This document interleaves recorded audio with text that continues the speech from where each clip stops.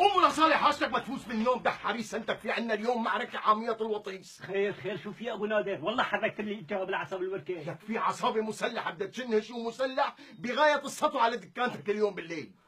عصابة شو؟ عصابة حمير يعني؟ لك شو حمير بني ادمين مثلي مثلك.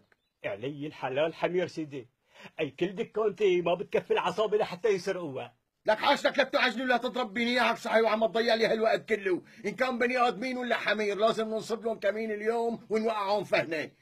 حسام بتروح على السريع بتحاصر الضيعه من جهات الاربعه، واي واحد بيدخل بتكتب لي مواصفاته حتى لو كان نمله.